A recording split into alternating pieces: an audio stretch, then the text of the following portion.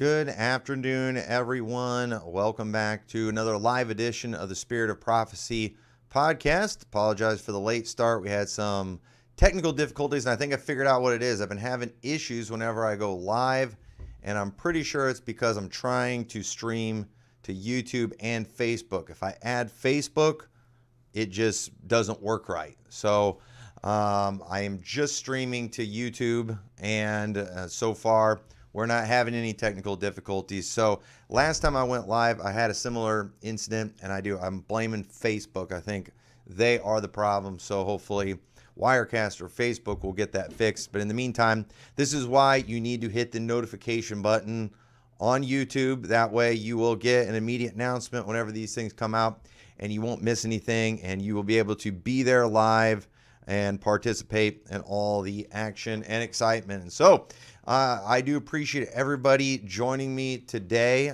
This is kind of an impromptu live stream, but we're excited about the fact that we just hit a grand total of 4,000 subscribers, and we went from another milestone number there.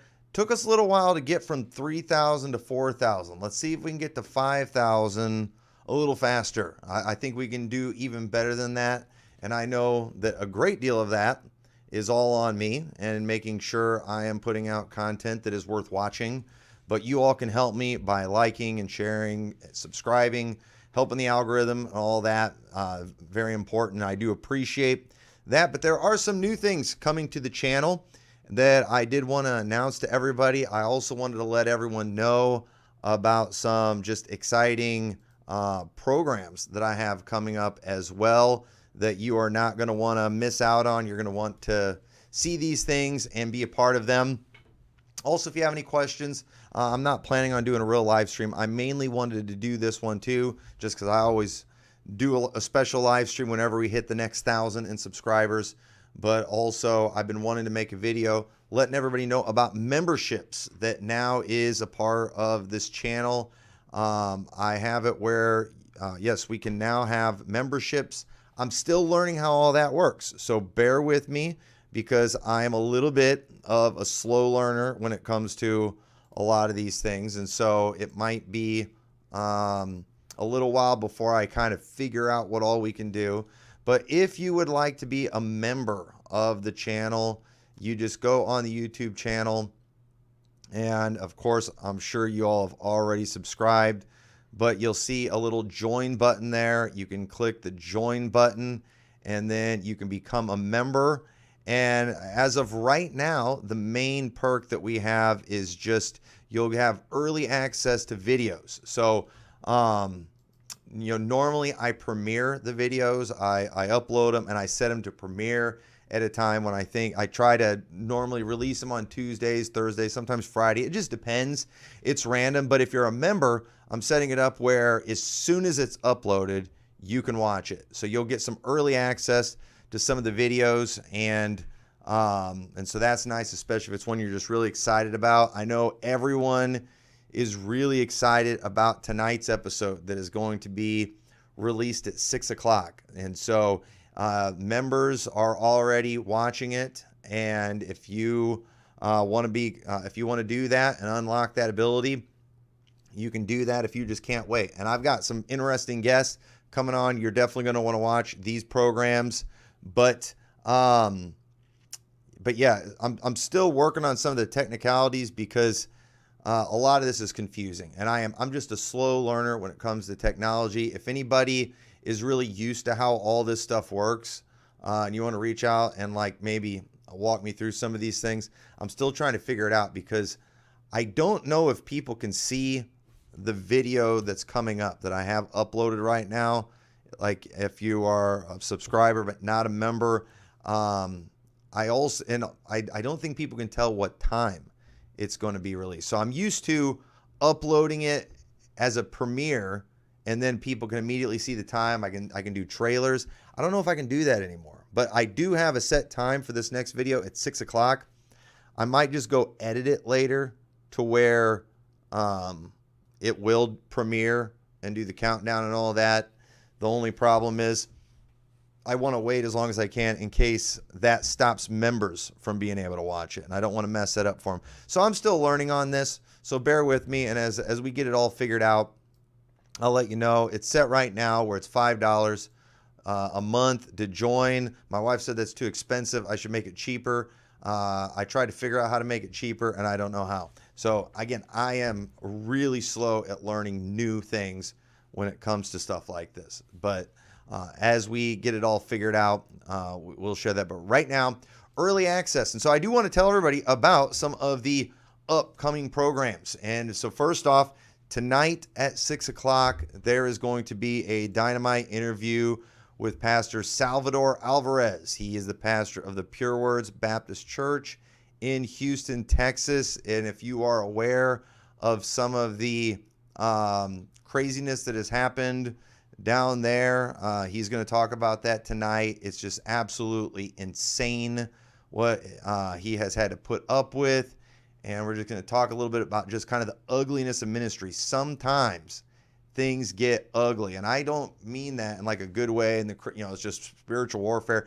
No, sometimes God's people behave in very wicked, vindictive, vicious ways, and it's not okay. We all need to learn from these things. We do not want to let the battles that we fight turn us into monsters. And so I think you all will enjoy it. It was a lot of fun talking to him. I had several moments where I do a lot of laughing on this program just because it's just funny, just talking about some of the nonsense that's going on in that world and just the way the people think. And so I really enjoyed having the conversation with him, but I hope everybody will watch that. I'm sure the live chat should be interesting tonight. And we're already looking forward to and anticipating all the damage control sermons, the passive-aggressive posts, and all those things in response to it. But either way, it's going to be fun. You are going to want to watch that. But that will be tonight at 6. And then also, I don't know what day it's going to be yet, but I have an interview scheduled with Pastor Chuck Baldwin again. And it's been a while since I've had him on the program. But his episodes are always really popular, and I'm really excited about having him on. We're going to talk about the incoming administration with Trump, and specifically what that's going to mean for Israel. Because if you've been following stuff with Israel and with Trump, Trump is nominating some hardcore, over-the-top Zionists. Mike Huckabee is going to be the ambassador to Israel, and Mike Huckabee is so Baptist, and I know that sounds good, but in a dispensational, in the South Baptist way, which means hardcore Zionist. And so it is horrifying to think that we are going to have somebody with that whacked out religious mindset as the ambassador to Israel. And then I think it was Pete Hegseth. I think it was him. I had heard that he had said that the Dome of the Rock needs to be destroyed and that we need to let the Jews have it so they can build the temple there. And it's just like, and Christians get so excited when they hear that stuff. And it's like, you people don't have any clue what you're talking about. This is so bad. How can you possibly support this? I mean, cheering that on is like cheering on the rise of the Antichrist. It really is just crazy to see the excited response some are getting. Now, I'm excited about some of Trump's appointments, but when it comes to this stuff about Israel, not excited at all. You've got things developing in Syria right now. You have the fall of the Assad regime. You have Israel taking full advantage of that. There's a lot of shady stuff going on with Gaza. It is going to be very interesting to see how things play out in the next months. And I'm just praying for peace. One, because I don't want people to die, but two, because I'm trying to get back over to Israel. I'm really, really, really hoping to go back over there in March. And, but at the same time too, if we are, if it's looking like, nuclear war or something like that, or things are going to get real ugly, I don't know how much I want to go over there, even though things are typically pretty safe in Jerusalem. So, I really don't know what to think. I don't think I'm going to, while I have a date picked out for when I'm ready, for when I'm going to go over there, I don't think I'm going to actually pull the lever on it and buy tickets and stuff until after Trump gets in office. I want to see what happens. I do expect some rapid resolutions as a result of that. But anyway, I'm very interested because Chuck Baldwin for sure is a lot more tuned in to a lot of the political stuff. He knows a lot more about that than I do. And boy, if anybody has any suggestions out there, I have been looking for someone who is not so big that I can't get him on the program, but somebody who is knowledgeable on all things political when it comes to Israel and things in the Middle East. There's a lot of, it's really complicated over there. A lot of stuff I've been trying to wrap my mind around. I'd like to talk to him about the Israeli government, how things are set up, because I'm still learning how a lot of that works, and I am constantly amazed at how little I know and how little Americans know and understand about how the Israeli government works over there. We hear a lot of things repeated that our government says that is just not true. And Baptists repeat these things about them being the only democracy in the Middle East, implying that they're like us in America. And that's just not the case. It absolutely is not the case. And so I would like to have somebody come on here that's qualified to educate us on all that. So if anybody has any good suggestions on that, I would appreciate it. You definitely can't trust Baptists. Baptists don't know anything about it. They are probably one of the more ignorant groups when it comes to all things political, especially involving Israel. But anyway, so we've got Pastor Alvarez coming up tonight, Pastor Baldwin sometime next week. Also, we don't have a date set on this yet, but next week I will be finishing up my study through the book of Hebrews. And Pastor Jason Robinson is also preaching. He's been preaching through the book of Hebrews. And so we are going to, I'm going to have him on, and we're just going to have a discussion about the book of Hebrews. And we're going to talk about the whole idea of eternal security. And we'll talk about some of the passages that people use to teach you can lose your salvation. We'll talk about the context of Hebrews and just the book in general. If you have any specific questions on that too, feel free to leave those in a comment and maybe we can talk about those things. But I'm interested in just kind of hearing his perspective on the book of Hebrews. And so it should be a fun conversation. It'll be very similar to a discussion I did a while back with Pastor Theo Matthews. Both me and him preached through the book of Daniel around the same time. We just had a conversation about the book of Daniel. And that's a lot of what we do on here. We have, as a pastor, I have lots of conversations with people in my church, with other preachers about biblical things, and people enjoy just listening in on those conversations. And so that's what we're going to do. We're not necessarily going to try to straighten the world out on the book of Hebrews, even though we probably are capable of it, and we'll do a little bit of that as we talk about it. But no, we're just going to talk about it, and hopefully you will enjoy listening in the conversation. And so that I'm hoping to possibly, record with him in the next week or two. He has only said that, yeah, he is interested in doing that. But I told him I wanted to wait until I finished the book of Hebrews. So that's coming up real soon. Another interview I have planned. In fact, this idea was pitched to me by one of the two that I'm wanting to interview, but I can't get these guys to schedule a time with me. Okay, now put pressure on them because I know you all. I know you all are going to want to see this conversation. Some of you are not. Some of you, your heads are going to explode when you hear we're going to have this conversation. But we're going to have this conversation if I can get these guys to schedule a time with me. And I'm going to have Pastor Tyler Baker and John the Baptist on, and we're going to talk about things like just we'll talk some about the Trinity, but we're also going to talk too about just maybe like Christian history, but also one of the things I specifically want to talk to him about is theological and extra biblical terms that we use. And I know some people that are hardcore against it. I know some people that are hardcore for it. I think these guys would be hardcore for it. And me, I'm not like completely against it, But those who are against it, I understand their issue they have with it, and I tend to agree with them on a lot of those things.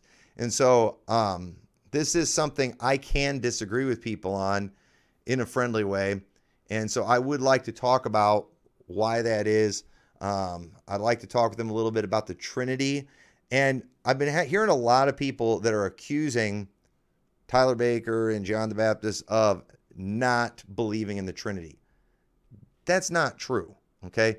Listen, just because they speak of the Trinity and they explain it in a way that's different than the new IFB, that does not mean they do not believe in the Trinity. However, I will go as far as saying that for the most part, I do think that the new IFB is also sound when it comes to the Trinity. Now, I do believe there are some examples and some individuals who have preached some social Trinitarianism, and in an attempt to distance themselves from those guys have gone too far the other way and have gone into social Trinitarianism. But I personally think that I don't want to get into it, but I actually want to defend the new IFB a little bit when it comes to that. I think they deserve a little bit of defense, even though I don't think that these other guys are wrong in what they believe about the Trinity. In fact, I would go as far as to say I do agree with them when it comes to the Trinity, but I choose to not use the methods of explaining what I believe in the Trinity that they do. But just because I have a different method of explaining it does not mean I even disagree with them. And so I think there's a lot of areas where we need to show grace when it comes to that. And so I would like to, I will probably take that time to encourage those guys not to act like the new IFB when it comes to disagreeing with somebody.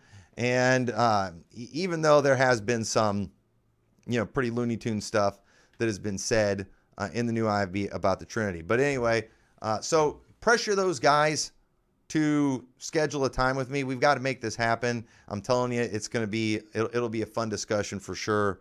And heads will explode because these guys have been canceled and I'm not supposed to talk to canceled people. But guess what?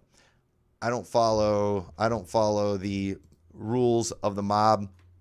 We do what we want to do on this program. And so another thing that I'm hoping to do in the near future, I think I might have talked about this before, but my problem is I do not like committing evenings to something. So I'm not real sure exactly how I'm going to go about doing this, but I am wanting to start a regular, I want to have discussion panels involving certain subjects. And so what I would like to do is I want to get like a list of people that I believe have proven themselves to be human beings. In other words, what do I mean by that? It doesn't mean these people agree with me on everything. In fact, many of them that I would like to include would probably disagree with me on a lot of things, but they're people who are honest and do not strawman, who do not lie about other people's positions, and who do not act like maniacs and create dumpster fires.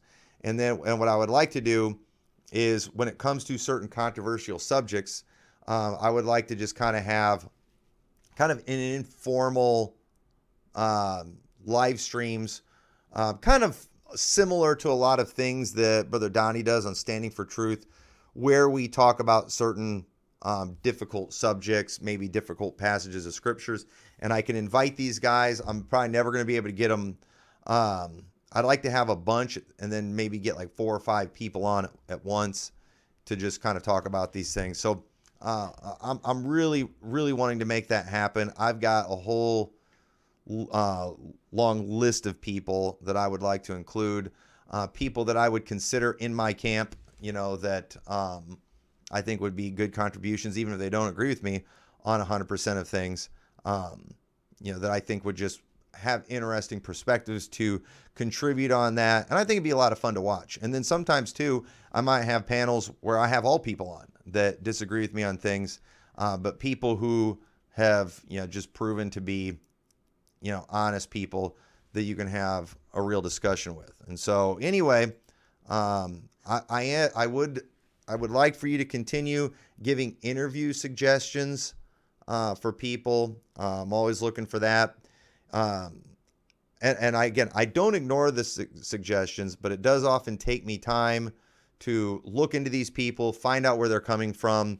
Before I invite somebody on, I like to know a little bit about them and even where they stand, so I even know what to talk to them about.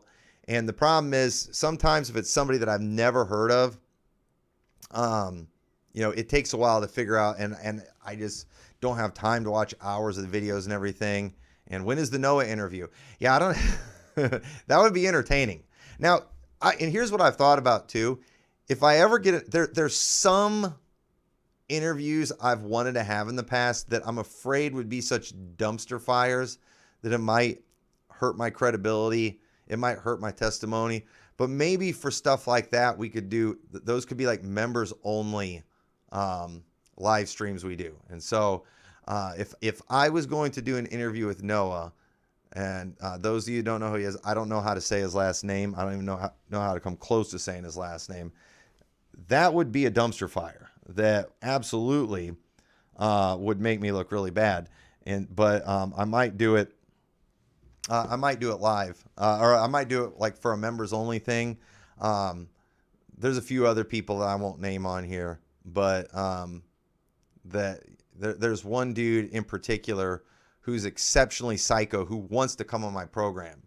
And so it's one of those things where maybe I'll do a members only live stream with him, that if it's not a complete dumpster fire, that I might release that to the public. That's a good idea. If maybe I will start doing questionable interviews and I'll do them for members only, that if they are not absolute dumpster fires, I will release to the public. But dumpster fires will only be allowed to be seen by loyal members. So maybe that's another perk to being a member. You might get to see stuff that I don't want the rest of the world. I don't want the rest of the world seeing. So that's a strong possibility. And then where was I going with that? But yeah, and then another thing I wanted to bring up too. I did want to mention, I was very happy with how the interviews went with Mark Ward and Dan Hafley. Got a lot of really good feedback from those. Now, some people thought I was too nice. And that's one of the things. Some people love me for it. Some people hate me for being too nice. But I really enjoyed the Mark Ward interview. I thought it was a good discussion. Obviously, I strongly disagree with him. I think that was pretty clear in there. But it is possible to do that without foaming at the mouth. And we did that. I enjoyed the Dan Hafley interview. And that doesn't even, and again, I don't even agree with 100% of stuff that he said, but overall, I have a lot of respect for him and his perspective on things. And I thought it was a very enjoyable interview. It really got out there a lot. And one of the things that I've just been amazed at in the year and a half or whatever it's been that we have been doing this podcast is just the amount of people that are paying attention to it, that are seeing these things. I mean, I cannot go anywhere to, as far as like a conference, a meeting somewhere, without getting a lot of feedback from people there who tell me that they watch the program. And a lot of people who watch my stuff are people who don't agree with me, but they watched me when I was interviewing one of their guys. When I went to that KJV debate, there were people there who had watched some of the programs. And then too, I've watched other random podcasts that have had interviews with people that I've had, and I've heard them talking about this podcast. And not only is this the podcast that everyone's talking about and that everyone's preaching about, but again, I'm constantly running into other podcasts that other podcasts are talking about with the person they're interviewing about the interview they saw on this podcast. So the word's getting out in a big way, and I appreciate everybody helping with that. And understand, the more you support this, the more views these things are getting, the more subscribers we have, the more it's going to cause people to notice it and to hear the truth that's being preached here. The more it's going to cause people to want to be on this program. In fact, Mark Ward actually reached out to me about coming on the program because he heard my interview that I did with Dan Hafley, and he saw that even though both of us oppose him, we were fair, which is what we shoot for on this program. We always want to be fair in our representation. And so that caused him to want to come on this program. And he heard me say, if you get mentioned on this program, it's the same as an invite. And so he took me up on it. And I was like, okay. And I didn't really want to, just because of the fact that I knew people would get the wrong idea and want to accuse me of, supporting a non-KJV guy and all that kind of stuff. And that's just ridiculous accusation. But at the same time, I stuck to my guns on that, and I enjoyed the conversation. I thought it was really good. And I saw another podcast that he had shared, and where he was talking about how he was going to come on my podcast. And, he had said, and they acted surprised, like he was brave. And I was like, I left the comment like, why is it brave coming on my podcast? I am literally the nicest individual in the IFB. I'm the most fair, according to a poll taken by me, where I asked one person, myself, and it was 100% in my favor that I'm the nicest and the most fair in that poll that I took. And so I don't understand why it was brave, but he said I had earned his trust, and that's just from being fair. And again, other people I've had on the program, they're the same way, and I want people to want to come on this program. And the more we do that and have a good testimony, the more that will help. Some of you don't help me that much by your comments you leave. Some of you make me look a little crazy and weird, with your over-the-top mean comments towards people that I have. But either way, if they can't handle negative comments, then this probably isn't the program for them to come on anyway. But I see Brother Salvador is in the live chat. But yes, you all definitely are going to want to be here tonight at 6. It is going to be so good. Suspicious Waterman. I thought Tyler Baker was a reprobate modalist. Well, yeah, we all thought that at one time too, because sometimes we just listen to what other people say about other people, and and sometimes too people make mistakes, and we just immediately assume the worst because there is such a thing as a reprobate modalist, and therefore now anybody that I accuse of it is that thing. No, that's not how that works. And so allow people to change their mind on things and get things right. And I know once a reprobate, always a reprobate, but just because we have declared someone a reprobate does not mean that they are a reprobate. And I have officially unreprobated Pastor Tyler Baker. Okay. And I know that made Aaron Thompson really mad. But at the same time, now that I have that power, I will use it as I see fit. And I made that announcement a while back. And this is what's so sad about the new IFB. There are a lot of people who follow the new IFB that aren't all there mentally. Now, that's not the new IFB's fault. They can't help who else follow them online. But a lot of these people, they are not all there. And it was so sad because I had someone, I'm not kidding, folks. I would never out this person, but I had someone who literally reached out to me so I would unreprobate them. I'm not kidding, because they had been told by somebody in the new IFB that they were a reprobate, and it was a really weird reason. And I realized at first they sent me a message, and I was like, what? You can't tell from words that people write in an email or leave on a YouTube comment, whether or not they're all there mentally. But it was just very strange request. And so I gave this person my phone number, let them call me. And yeah, they were wanting me to unreprobate them. Okay, now, I'm just going to be honest with everybody. If somebody is in fact a reprobate, I do not have the power to unreprobate them. But let me just say this. Just as the new IFB has the power to make someone a reprobate, I have the power to unreprobate them. These are fake powers, okay? These are completely fake powers. But it just really made me sad that somebody legitimately thought they might be reprobate because somebody in the new IFB said that they were a reprobate. And it really made me sad too, that because I jokingly said I have the power of unreprobation, that they thought I had the power of unreprobation, and they called me to get that.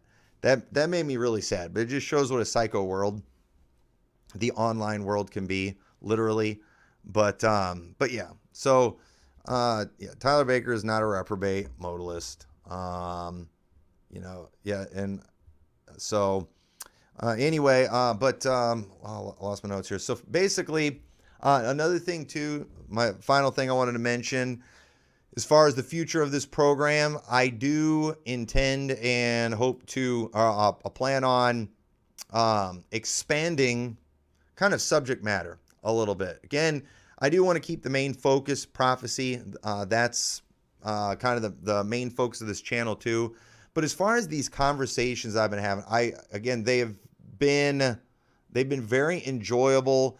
And then I'm just seeing more and more how, when it comes to prophecy, that is really just a small segment of theology. And if you have other areas of theology wrong, it's going to mess you up in your prophecy. And so that's why you can't help but go into many other doctrines, subjects, when talking about prophecy. Because obviously when you're talking about prophecy, you end up talking about Zionism. You end up talking about things like replacement theology, Old Covenant, New Covenant. That often gets you into soteriology and things, because you have people out there in the name of prophecy and dispensationalism and rightly dividing, they're teaching multiple gospels, and that's not right either. So sometimes it's just going to kind of be a necessity on this program to get into other areas of theology in order to just kind of establish certain foundational things to make sure we have our eschatology right. So I do intend to have more conversations in the future on matters that are kind of outside that. Except for example, if I get Pastor Baker on here and John the Baptist, we're going to talk about stuff that probably isn't related to prophecy at all. However, when it comes to the extra biblical terms, I think that's one of the biggest reasons we have so much goofiness being taught in prophecy. Because first off, we have people defending the rapture of the church. People teach the doctrine of the rapture of the church. Folks, that concept isn't even in the Bible, okay? But yet people think it is, okay? And you for sure can't find that term in the Bible, but that concept isn't even in the Bible, okay? It is the gathering of the elect, okay? But we can't call it that, because then you're going to connect it to Matthew 24, or even though Paul called it a gathering in 2 Thessalonians 2, I'm finding out so often that when people are accusing me of error, they're accusing me of violating a doctrine of a word that often isn't even in the Bible. And for sure, the concept represented with that doctrine absolutely is not in the Bible. And so I think, while I am not completely against extra biblical terms, I do think that if you are not capable of explaining a belief and having an argument where you exclusively use biblical terms, that it's probably because you are in error. That is what I believe when it comes to a lot of this. And so I think when it comes to, I think that's how they slip in a lot of Calvinism. I think that's how they slip in a lot of false doctrine, is by using extra biblical terms. I don't believe people who are wrong on doctrine are capable of speaking biblically on a subject, and pre-tribbers for sure aren't. And and here's the thing too, another thing people do is they will create a doctrine and they will use a Bible word to name it. But for example, dispensationalism. Dispensation, that word, not dispensations, but dispensation is in the Bible 4 times.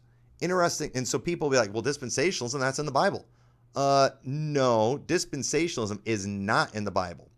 The word dispensations is in the Bible 4 times, but dispensationalists have redefined that word, and they do not use it the same way Paul used it.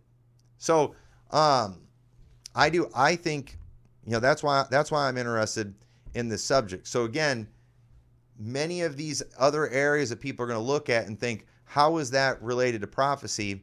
Well, it is, because these arguments, these conversations, they all affect how we think about Bible prophecy. And so even like tonight's discussion, talking about just the ugliness in the ministry, there is a lot of politics in the religious world. And many people, often because they want to be loyal to camps, because they fear getting, ostracized and shunned and things like that, they often give in to peer pressure. And that is a terrible way to, get people on board with the theology, is through intimidation. And many people, they do that. And so I think it's important to take a look at just the ugliness that often shows up in the religious world sometime. And when we see that kind of thing, it needs to be a wake-up call to all of us about what these battles can do to us, and we can't let it do that. And so as somebody who is I have to constantly guard my spirit as a pastor, as somebody who has an online platform. When it comes to these battles, battles can get you weary, and battles can make you crazy. And I don't want to do that to myself. I don't want to do that to my family. I don't want to do that to my church, where I am just behaving in a really bad way that causes me to violate a whole bunch of other scriptures. Even if I'm standing strong for something that's right, I don't want to sacrifice my spirit as a result of that. I don't want to ruin my testimony. And so and we've all gotten caught up in foolishness before. And I am no exception to that, of getting caught up in foolishness. And sometimes we don't often see these things in ourselves, but we do see it in other people. And when we see that, it's important that we recognize it and that we let it be a cautionary tale to us. And there are some people that there are certain battles that they are going to stay away from, not even so much because they're scared of the fight, but they're just scared of themselves and how they might handle themselves in that fight. And I do think we need to guard ourselves in that, because we don't want to ruin our testimony. And so always very important. And yes, sometimes, I had to take a big step back from the essay drama. And that is something that some might need to do. And you know what? I don't blame you. And if somebody is like, I just don't want to hear this stuff anymore, I don't want to talk about it, you don't have to listen to it. If people in my church, I definitely try not to bring drama to the pulpit, especially if it's my personal drama or something like that. But, I don't expect people in my church to follow everything I do online.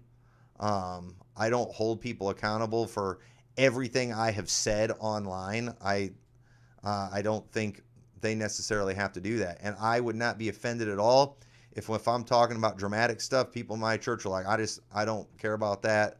I don't want to know what's going on. I'm not interested. That's why I save that kind of stuff for here, because I don't want to be wearying our church with that kind of thing. But at the same time, too, I don't think I have the right to just speak for everyone that, like, when I get sick of a certain subject, when I get tired of certain drama, to just declare everyone drop it. It's like, all right, I'm done dealing with the new IFB drama. Now everyone has to shut up about it. I don't get to make that choice, because first off, when it comes to a lot of recent things, I'm not the one that was wronged. I'm not the one that was hurt. It was somebody else. So I don't get to speak for everybody when it comes to that thing. But especially if you're not a part of my church, you don't go to their churches, or you're just part of the online community, you don't have to fully invest yourselves in those things. And if you need to walk away from it, walk away from it. But don't demand those who have been victims of them walk away from it. You definitely don't have the right to do that. When it comes to certain things, again, I had actually reached out to Pastor Alvarez a few weeks ago, I think it was, maybe a month ago, I can't remember, when I was doing the Kool-Aid Detox series. And, I had told him, it's like, hey, if you want to come give your perspective on this, you're more than welcome. And at the time, he didn't want to. So I've basically been done with the Kool-Aid videos. But then he reached out recently, said he is ready to talk about it, and so I was like, okay, all right. So I guess we're gonna have one more round of it tonight, and if somebody else were to reach out, I'm not saying I wouldn't bring it up again, but again, if you're done with it, that's fine. I get it. I totally understand, because it is really sad. It is a sad thing, and you should be sad about it. You shouldn't enjoy it. If you enjoy all the horrible stuff that's going on, you need to get your head checked, because you're a really sorry person. But just stop being that person that's trying to speak for everybody on that, and then virtue signaling about forgiveness and turn the other cheek and all that kind of stuff. That's not your place to do that. But anyway, so those are just some announcements for the program. Again, if you want to become a member, please hit the join button and do that, and you will get early access to all the videos as soon as they're uploaded. You will be able to watch them. As of right now, if I find out what some of these other perks are and how they work, I will unlock those things as well, and we will try to create every benefit possible. But I do think I'm going to do that, though. I think one of the things I'm going to add is I am going to start being even more open to potentially, let me say it this way. I'm going to be more open to potential dumpster fires, but I'm just going to make those members only. That if they go well, they will become public. But if not, it's just going to stay members only. And so, and we might do some democracy. I can do different posts and things too. I can, for sure, if I was to do a Noah interview, that would be members only. For sure, that would be a members only interview. And the chances of that becoming public would be very, very slim. But maybe sometime what I could do is I can have like a choice, of like, all right, what would be a better dumpster fire interview, and then like give a list of names and let people vote on it. So I might do that, because I think the way things are working now, I think there's a lot more control too on what happens with your stuff. When it's done members only. I don't know if it's going to be easy for people to copy and things like that. So that would be a pretty cool perk. I think some people would pay for a membership just to watch an interview with Noah or something like that. So I don't know. We'll have to think about that one. But either way, I do appreciate everyone who has contributed to this, who has, shared and helped promote it, and just anything to help the algorithm. I appreciate the haters that watch this, waiting for me to say something heretical that they could use against me. Whoever it was that is watching this right now, who is ready to clip out the part of me saying that Tyler Baker is not a modalist heretic or reprobate. Thank you. You are going to push people towards this channel, and that is a great blessing, and that is why we put these things online. So anyway, make sure you watch tonight, and again, bear with me as I'm still playing around and experimenting with how these things work on the membership. It is new. I'm slow on that. If anybody knows how it works, it could answer a few questions, let me know. That would help a lot. But either way, tonight at 6 o'clock, epic interview with Pastor Salvador Alvarez.